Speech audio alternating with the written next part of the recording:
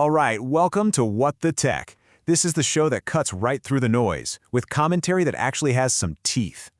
Look, today we're not just going to skim the headlines. Oh no, we are taking one, a big one, and we're putting it under the microscope.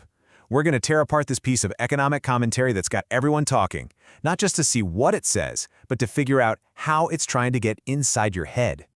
And it all kicks off with this zinger of a headline. I mean, come on. It's designed to make you stop scrolling, right? It's punchy, it's provocative, and boy, does it make a massive claim. So let's get into it. Let's see what's really holding this argument together. All right, first things first, we're going to lay out the article's core argument. No spin from us yet, just the facts as they present them. Let's see their case.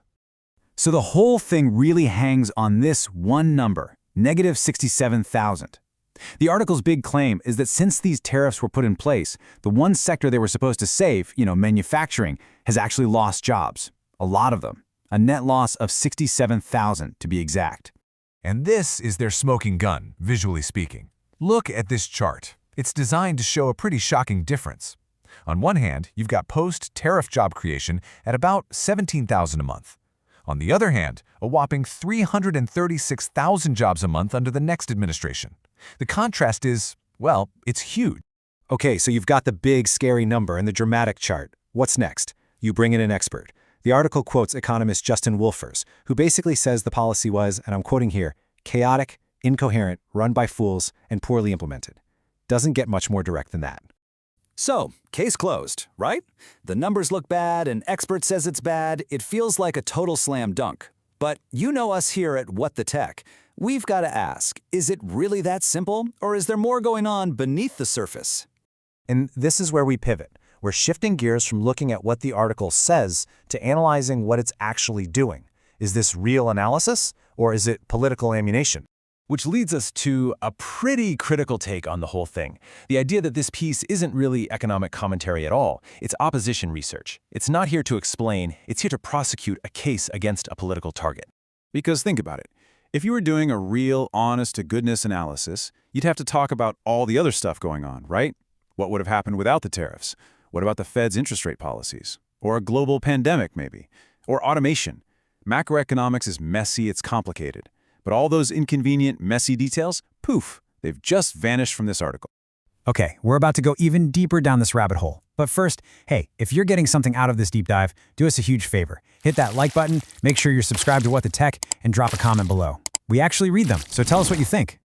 All right, let's pull back the curtain and decode the playbook.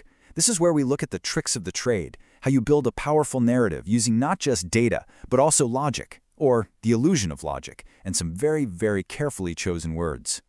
So, at the heart of the article's logic is this classic, and I mean classic, logical fallacy. You've probably heard of it. Post hoc, ergo propter hoc. It's a fancy Latin way of saying, after this, therefore because of this. Event A happened, then event B happened, so A must have caused B. Tariffs went up, job growth went down. See? Simple. Except, that's not proof. It's just a story, and a very convenient one at that. And then there's the language itself. Just look at the words being used. Calling someone lying to cheering supporters, that's not a neutral observation. It's painting a picture. And that headline, liberated Americans from their jobs, that's a clever, sarcastic dunk. It's not analysis. This is all designed to get an emotional reaction out of you before you even look at the numbers. The tone is the message. This is where it gets really sneaky, framing the data. So you see these big, impressive job growth numbers for one side, right? But what's the hidden context? Oh, just that they're measuring the bounce back from a massive global shutdown. Growth is always going to look insane during a recovery. It's like taking credit for the sun rising. Meanwhile, other factors that would muddy the waters like inflation drivers or demographic shifts are either downplayed or ignored entirely if they don't fit the narrative. It's cherry picking, plain and simple. So what does all this add up to? Well, the argument is that this article isn't a tool for persuasion. It's not trying to win over anyone on the fence. It's a tool for validation. It's preaching to the choir. It's giving one tribe the ammunition they need to feel even more certain that they're right. Okay, so this is all well and good, but how do you spot this stuff in the wild? How can you, the viewer, tell the difference between a genuine analysis and a slick piece of propaganda?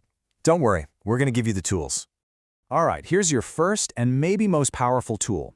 It's called the Steelman test. Most arguments try to strawman the other side. They build up a weak, flimsy version of their opponent's argument just to knock it down easily.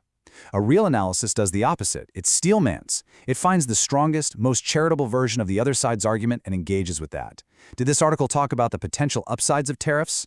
Things like national security, or trying to gain leverage in trade deals, or not wanting to rely on hostile countries for critical goods? Nope, not a word. It's a complete failure of the Steelman test. So let's boil it down to 3 questions you should ask yourself every time you read something like this. 1. Are the counter-arguments treated with any respect, or are they just ignored? 2. Is the author actually proving that A caused B, or are they just saying it did? And 3. Is the language neutral, or is it trying to make you angry or afraid? It's a simple but incredibly effective BS detector. And that really leaves us with the big central question of our time, doesn't it? When information is literally used as a weapon, how do you stay informed without getting caught in the friendly fire? Or the enemy fire, for that matter? How do you navigate the crossfire? That's the challenge, and something worth thinking about. Thanks for tuning in to What the Tech. We'll see you next time.